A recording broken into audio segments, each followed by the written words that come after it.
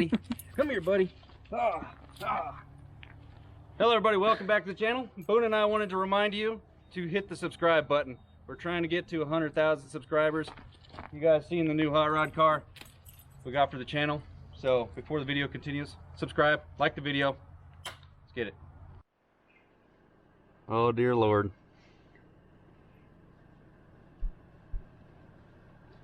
It looks pretty freaking mean. Look at this house, though. What a view, huh? Never expected this view. I'm kind of nervous to look at this car because I kind of want it. Looks like he's been out daily in it.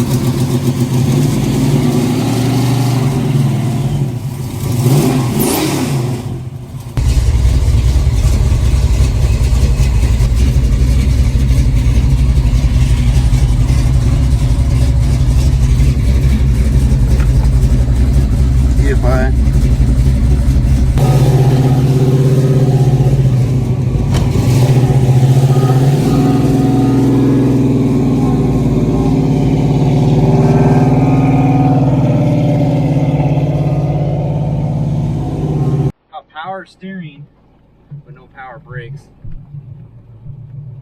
Oh, that power steering is nice though.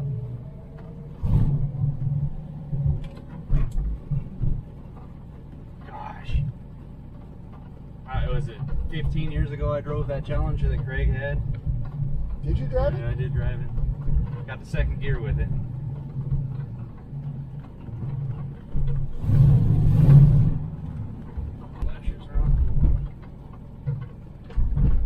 Only thing I've driven besides that car, never drove your car, but I drove Ian's that Mustang of his a little bit. Old cars are cool and expensive, but man, they feel like an old car. Like, it's creaking, everything around you.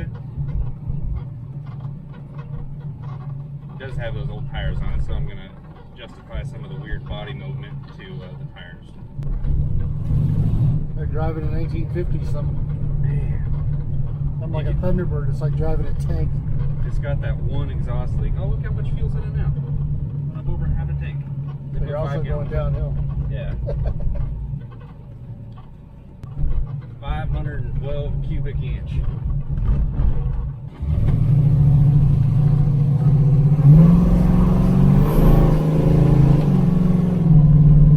Yep, feels squirrely. Feels like next car. They're not near the power though. I haven't put my foot in it yet.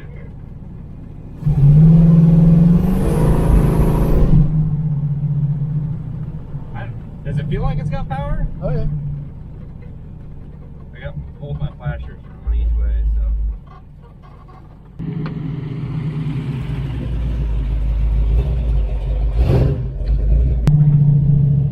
If you put gas in, you would have made it back up the hill. Yeah. Uh-oh. Can you back up? Yep.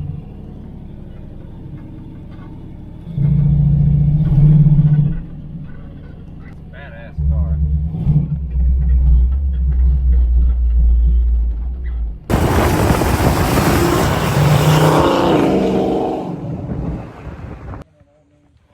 Dude, it's pretty bad.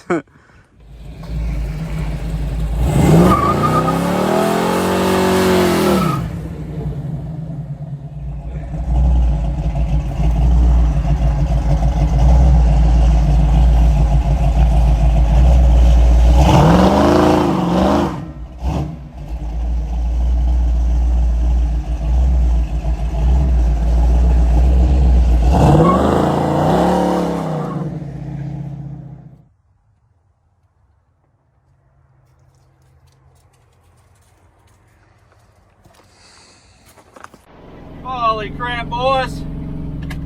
Second gear. 650 horsepower. Big block, 512 Magnum. Let's get it. Oh, man.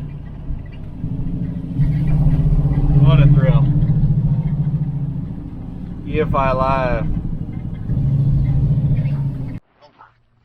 You ready to rock? How'd it look, Kayla? You look great. You look good today. Thanks. I appreciate it. How you doing? You want to hang out? No. Hi, Taylor. All right, guys. I bought a car. I don't even know where to start with this video. We just did a burnout with it. It was exciting. It made a Karen really mad, so life is good. But I've been hunting for like the last year to buy my dream car. Technically would be a 68 Dodge Charger. I didn't really care about the engine at the time, but then recently once I started looking into buying one of these, I realized that they're really, really expensive and I would need to travel to like Florida or Chicago or something to look at anything, because that seems like the hubs of where all these cars were. But the childhood car that really started me with Dodges was a 72 Challenger. If you guys see this one, it is actually a 72 Challenger, but it's got a 70 clip on it and license plate thing, so whoever built this car changed it up. Don't know why. I don't really care, but I think it's still awesome. But back in the day when I was a little kid, 72 Challenger with a 512 is the same thing that this one has, is the car that pretty much started me liking Mopar. So I think it's kind of funny that I found this one locally. Went and made a deal with the guy. I'll go over the list of what has been done to it. Factory black Challenger is kind of a rare car. This isn't a factory one. It's not numbers matching. It's not any of that. This is something that I actually want to drive. It's not something that I just got so it can sit in the garage and I can trailer it around, even though I've trailered it everywhere it's gone kind of so far. But it is 440 Magnum board stroke to a 512. It is Holley EFI fuel injected. It does have air condition. It does have power steering. It's got four-wheel disc brakes. It's got custom exhaust. It's got the headers. It's not really quiet. MSD ignition stuff. And let me think about a couple other things. The tires that are on it, I would have done a bigger burnout, but I don't really trust the tires because they're old. Polyglass, not really the best for much. So I got new tires and wheels coming and a couple other goodies. But all in all, this car is pretty dang solid. Oh yeah. So the coolest part about it is the engine is rated at 650 horsepower. It does have a built 727. I forget who makes that. I'm gonna look at all this. I've only had the car for like 5 days, so I pulled it out and driven it twice because it's had bad weather, but today's perfect. PCI transmission, 3200 stall converter on it. Check out the interior. Whole interior on it is all been done. It does not have matching gauges. You know what a 727 is? That means it is an automatic. Most of my gauges are up there on the EFI Live programmer. Custom upholstery that works. Got an updated stereo so I can hook my phone up to it.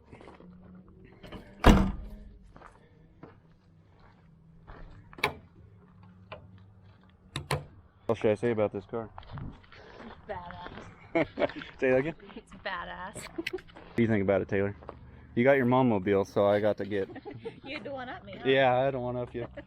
Didn't cost as much as her car, but whatever. Interview. Piper, what do you think? A lot better than a garage car, man. You can drive it, you can have fun with it. So we went up to that Saturday morning thing. I didn't even really know about it, but now I got a car that I could take to it. It'd be kind of cool. Sit there with all the old guys. I don't, maybe we're a little premature on going up there hanging out with those guys, but it would be fun because rather than just taking this thing and putting it in the garage and not doing anything with it, it does have imperfections. Some of the stuff that I did want to do to it is these cars are a unibody car. That means they don't have a full frame. So being that this has a big block in it, it's got a lot of torque. It doesn't have a 410 rear end, so it's not getting as much to the ground. It's more of a, it makes wheel speed really quick. Right here, that car that I was telling my uncle had back in the day, it had the 512. It started wrinkling the cab because twisting the whole thing, so I'll need to do frame connectors on it. And honestly, I'll make a video on how well these things drive. You would think you would buy a car that is this caliber and this price range, you would expect it to be just flat out awesome, but honestly, it's pretty scary to drive because it's all over the road. Austin drove it a little bit for the drone footage, and it was it's a lot different than you think. But this was the it was on the list of cars to get, and the fact that I found it locally and I got such a good price on it, could not pass it up. And I'll be honest, I'm probably more stoked about getting the Challenger at this point in time. Somebody else beat me to a General Lee. Hope he doesn't destroy it. You know what I'm talking about? Hopefully don't destroy it. Gosh. But Black Ghost, I might have this one beat. I mean, beat the Black Ghost. It'd probably smoke this car, but it's cool. Anyway, guys, I'm gonna end this video here. I got plenty of little upgrades to tinker with this thing, but at the end of the day, I'm happy to get something that I can just turnkey and drive for the most part, and it doesn't need hours and hours and hours of work done to it. So it's nice getting a project that is just more or less hop right into, and just when you're working on it, you can crank up AC/DC and have a good time. But thank you guys for watching. We're gonna go have we're gonna light Austin's house on fire. We'll see you guys later. Thanks.